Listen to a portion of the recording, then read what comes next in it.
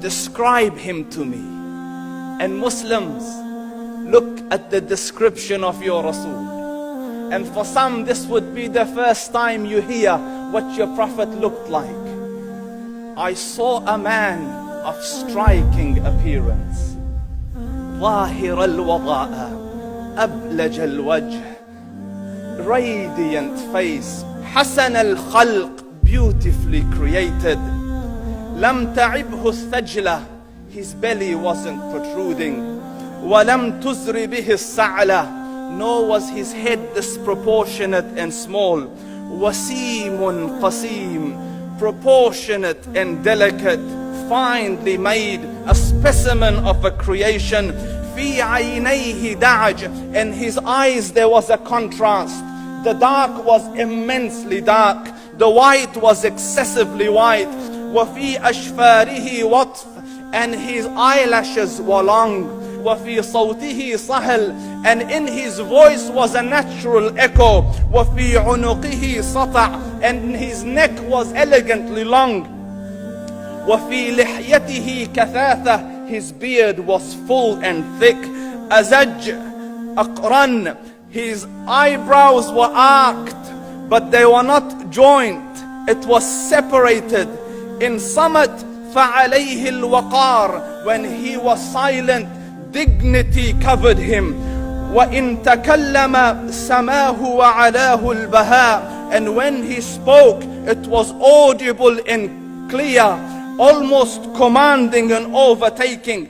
أجمل الناس وأبهاهم من بعيد, from afar the most striking and outstanding in appearance. وأحسنهم وأجملهم من قريب, and when he came near, the best of them and the most handsome of them in closeness. حلو المنطق, such an exalted and sweet level of logic. Like when he used to speak, it was so coherently logical, it was smooth and easy to understand. فصل لا نزر ولا هذر, he was to the point, not excessive, nor too short.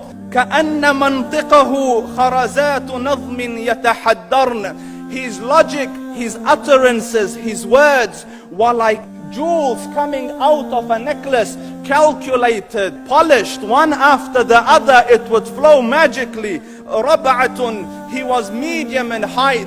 Your eye didn't have to strain to look up at him, nor was it tedious to look down at him. He was a comfortable sight to look at. له رفقاء يحفون به, he had friends, the people that were with him, they were working around him to try to serve and protect him. إن قال سمعوا لقوله, when he used to say something, they used to hearken to what he used to say. وإن أمر تبادروا إلى أمره, when he commanded, they used to compete to fulfill the command. This is Muhammad Rasulullah. This is Muhammad Rasulullah. Anas ibn Malik says, he says, I came out one night, it was the full moon night.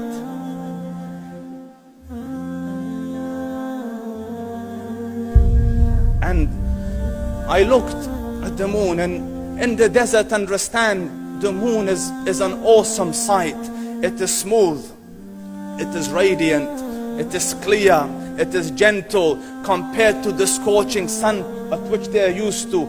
So the moon was the epitome of beauty. So he says, I came out at a full moon night, and I looked at the moon, and I saw it beautiful, handsome. So I said, let me go see if the moon is more handsome or my Prophet is more handsome. Let me see if that is more beautiful or the Prophet is more beautiful. So I went and I saw him standing afar. So I looked at his face, and I looked at the moon, and I looked at his face, and I looked at the moon, and I looked at his face, and I looked at the moon. And he said, Wallahi, he was more handsome than the moon in its entirety. That is just the look of your Rasul. Aisha radiyallahu anha says, I was sewing with the needle. My needle dropped in the dark. I couldn't find it. I said, Ya Rasul, I can't find it. He moved his face close, and I swear, out of the radiance of his face, I found my needle. And the Prophet sallallahu alaihi wasallam was mind-bogglingly handsome, but his handsomeness was covered with waqar and jalal and hayba. The Sahaba say, when we used to sit at his feet, two feelings conflicting would come on the heart. The first one, you wanted to look at him. You wanted to behold the majesty of his face. And when you wanted to look up, shyness used to overtake you, so you used to look down. Amr ibn al-As says, I sat with him many times, but if you ask me to describe his face, I can't describe it. I wouldn't be able to look up to him ijlalan wa ta'ziman. I couldn't look up at him. And that is why he didn't have the problems that Yusuf alayhi salam had. Because it was difficult to penetrate the awe and the splendor of the Rasul.